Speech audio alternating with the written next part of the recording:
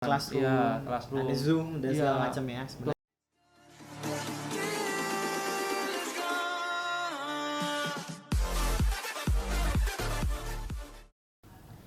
Halo guys, kembali lagi bersama kami di sini. Saya Gerardo Panjaitan. Halo, saya Edi.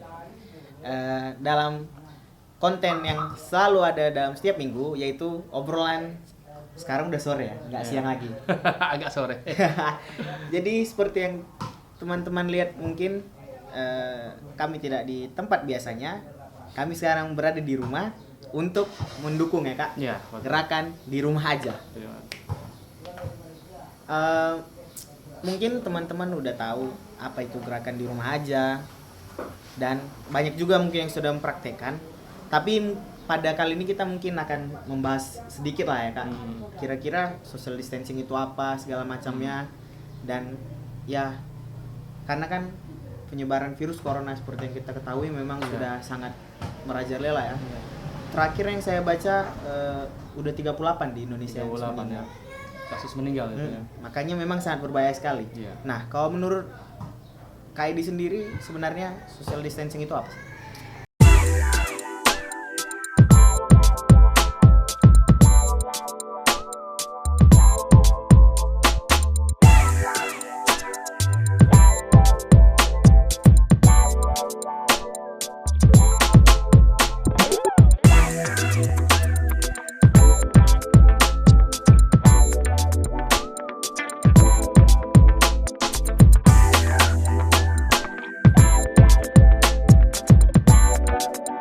Kalau menurut saya social distancing itu adalah suatu upaya sebetulnya yang dilakukan. Dalam hal ini promotornya adalah pemerintah tentunya sebagai pemangku kebijakan untuk memastikan bahwa kita sebagai warga negara itu saat ini untuk menjaga jarak sosial, artinya menjauhi kerumunan, kemudian tidak menjalin hubungan seperti kita ini dekat-dekat sekali, tidak boleh sebetulnya. Jadi kita menjaga jarak hubungan kita dengan orang lain. Jadi karena apa? Karena memang ini sangat diperlukan, karena yang informasi yang kita dengar, seperti yang kita dengar kalau kita terus di internet, itu kan banyak sekali bahwa penyebaran virus corona ini atau COVID-19 ini sangat cepat sekali ya. Dan memang salah satu hal yang paling efektif sebetulnya untuk mencegah penyebaran virus itu adalah dengan tidak menjalin hubungan sosial dengan orang lain secara dekat ya. Karena penyebarannya ya tentunya lewat orang ke orang, tidak lewat udara memang. Jadi ketika kita bicara Cenderung berdasarkan kontak ya. iya, contoh kontak ada sosial, sentuhan. betul ya. Jadi dari droplet katanya ya, artinya dari kalau ada bersin, kemudian ada kita berbicara, kita kemudian apapun yang keluar dari tubuh kita, cairan ya, dari mulut biasanya atau dari ingus dan lain sebagainya, itu bisa menyebabkan kemungkinan kita akan tertular semakin besar kalau kita dekat dengan orang-orang. Makanya saat ini social distancing itu dipromosikan atau dikampanyekan atau digaungkan atau sebetulnya digalakkan gitu ya, supaya kita tidak tertular atau tidak menulari juga. Kadang-kadang kita nggak tahu karena belum ada alat, baru mau didatangkan ya. Belum ada alat yang memang untuk mengecek apakah jangan-jangan saya yang kena, kalau jangan-jangan Aldo yang kena. Kalau saya yang kena berarti saya menulari Aldo, kalau Aldo yang kena aku nulari saya. Itu yang dicegah sebetulnya. Dan memang simptomnya juga nggak kelihatan kan, ya, sampai 14 hari. Betul. Dan yang saya lihat juga kemarin di media sosial, memang pemerintah sangat serius sekali ya dalam menggalakkan social distancing. Saya lihat ada polisi yang ikut berpatroli, kemudian Satpol PP dan segala macamnya. Jadi ini sebenarnya memang menunjukkan social distancing itu benar-benar penting dan sangat diperlukan sekali untuk pencegahan virus. Betul. Nah, tapi kan nih kak, social distancing nih, orang-orang kan akhirnya gerakan di rumah aja. Tapi banyak juga kalau kita lihat di media sosial atau di berita-berita, orang-orang malah tidak memanfaatkan social distancing ini untuk mencegah dirinya dari penyebaran virus corona. Kita lihat ada yang pergi liburan, anak sekolah pergi jalan-jalan. Kira-kira kenapa ya masyarakat agak kurang sadar gitu akan pentingnya gerakan di rumah aja ini? ini berhubungan tadi seperti yang Aldo sampai kesadaran tadi ya. Memang awareness, kesadaran kita bahwa virus ini virus corona 19 namanya ya, itu adalah suatu virus yang memang nggak tahu apa sebutannya, mungkin cukup baru karena penyebarannya memang. Kalau virus corona sendiri, kalau yang saya pernah baca atau pernah lihat dari penjelasan pakar virus, itu adalah virus yang sudah lama, tapi COVID-19 ini adalah baru karena memang dia penyebarannya jauh lebih cepat dan memang sangat berbahaya untuk kita. Kalau kita punya daya tahan tubuh sangat lemah, kita kan tidak bisa memastikan apakah daya tahan tubuh kita bagus atau suatu tidak. saat bisa saja kita sedang lemah ya.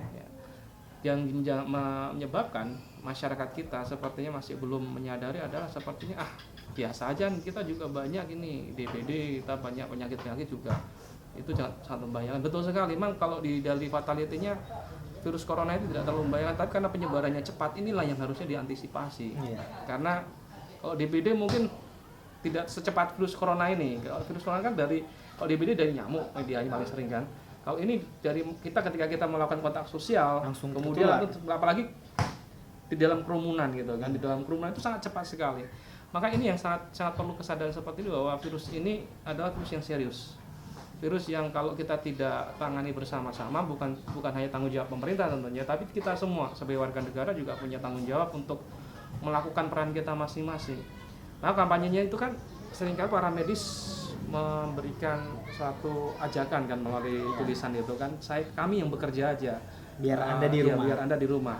Itu kita di rumah bukan kita itu supaya malas-malasan, tidak sebetulnya. Ya, kita di rumah, kita bekerja di rumah, kita melakukan aktivitas di rumah itu supaya mencegah terjadinya penyebaran virus corona ini secara cepat, sehingga tidak semakin banyak korban yang jatuh. Kalau semakin banyak korban yang jatuh, kita bayangkan kapasitas rumah sakit di negara kita sangat terbatas. Ini pun pemerintah sudah menambah banyak tempat-tempat yang sebetulnya bukan rumah sakit, akhirnya disulap jadi rumah sakit kan.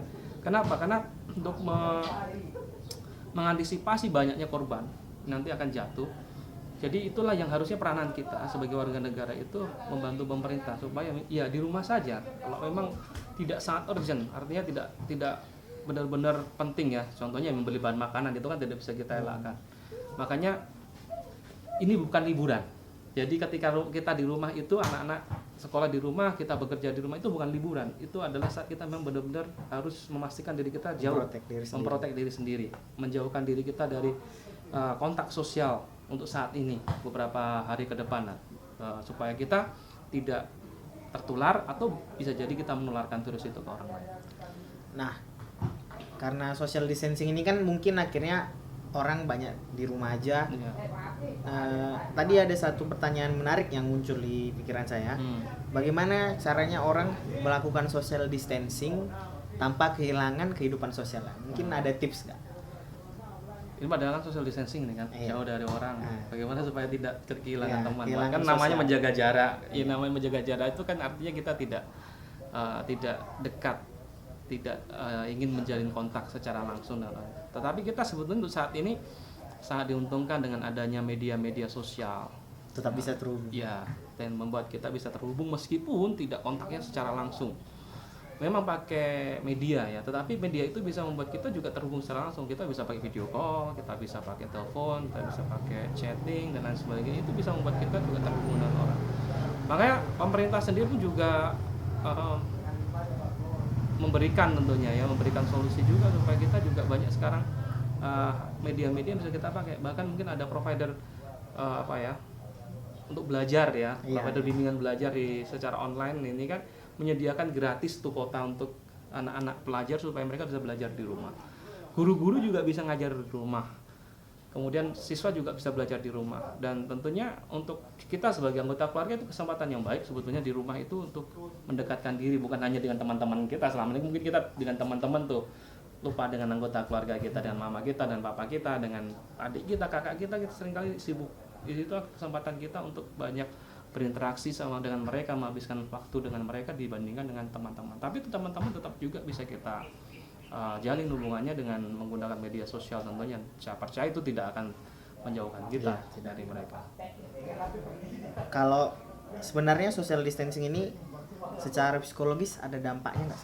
Iya, tentunya sebetulnya untuk social distancing pasti ada ya. Kita merasa jenuh, bosan, kemudian tentunya kita merasa akhirnya seperti tidak bisa ngapa-ngapain gitu ya.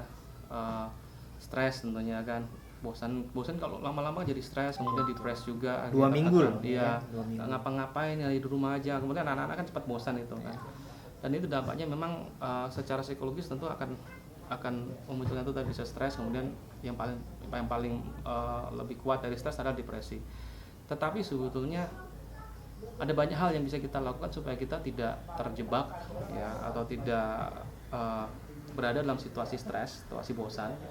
Banyak hal yang kita perlu bisa lakukan sebetulnya dengan social distancing ini. Ya kita buat aktivitas, kita jadwalkan aktivitas kita sepanjang satu hari ini. Kita mau ngapain di rumah. Kalau anak pelajar tentu lebih enak karena dia ada waktu itu sebetulnya. Guru-guru itu pasti akan selalu siap sedia kalau mereka belajar, kemudian mereka video call ada dengan Google teman, Classroom, ada Zoom dan segala macam ya. Betul sekali. Itu bisa dari pagi sampai sore bisa mereka lakukan. Kemudian malamnya mereka bisa bergaul dengan orang tuanya, main dengan orang tua. Orang tua pun juga seperti itu, banyak menghabiskan waktu dengan anaknya. Kemudian juga paling baik dan paling penting juga yang tidak kalah perlu kita perhatikan adalah kita perlu membangun optimisme sebetulnya. Karena yang paling membuat kita sebetulnya merasa bosan, kemudian merasa kita itu akhirnya merasa tidak bisa ngapa-ngapain, kemudian tidak berpengharapan, itu adalah mindset. Ya, cara berpikir kita bahwa ini kok sepertinya lama sekali ya, seperti nggak terkunci ya, terkunci dan nggak selesai. Kapan selesainya virus ini kan seperti itu. Tapi yang perlu kita perhatikan adalah bahwa ini akan berakhir. Kita harus selalu memunculkan optimisme di dalam berpikir kita bahwa apapun ini berakhir. Kemudian kita belajar untuk bersyukur, itu jauh lebih penting. Apapun yang terjadi, kita perlu bersyukur sama Tuhan bahwa Tuhan masih menyertai kita. Tuhan masih memberikan kehidupan bagi kita saat ini, dan Tuhan akan menyertai kita. Optimisme seperti ini sebetulnya akan membantu kita untuk selalu menumbuhkan tenaga di dalam diri kita melalui pikiran kita menghadapi lockdown ini ya. Betul, untuk menghadapi situasi yang memang membuat kita seperti terkarantina ya, seperti terkurung gitu ya. Dan memang ada yang menarik kalau saya baca-baca di media sosial, memang ada sisi positifnya juga gerakan di rumah aja ini ya. Contohnya saya ada baca ada seorang anak laki-laki yang akhirnya dia karena ada gerakan di rumah ini aja, dia mulai berbincang-bincang dengan keluarganya. Dan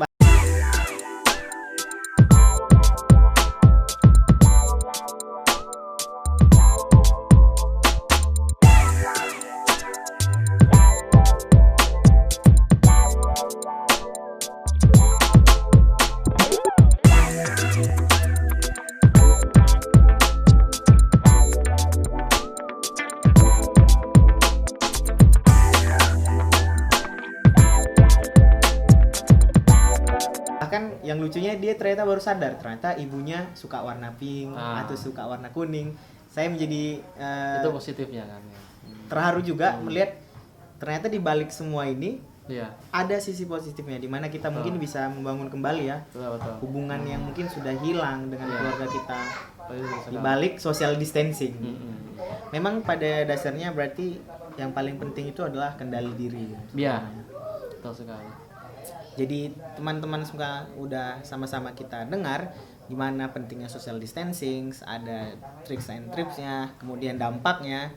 Jadi kami juga dari segenap kru obrolan siang hari menganjurkan teman-teman untuk membantu program pemerintah. Ya khususnya para medis ya. Para medis yang bekerja mati-matian sudah kita lihat juga kalau saya baca tadi di media sosial ada beberapa yang sudah meninggal, para medis, dokter khususnya yang memang benar berjibaku untuk mempertaruhkan nyawanya sendiri, meninggalkan keluarganya untuk menangani korban. Jadi jangan tambah lagi gitu ya beban mereka dengan kita nggak patuh.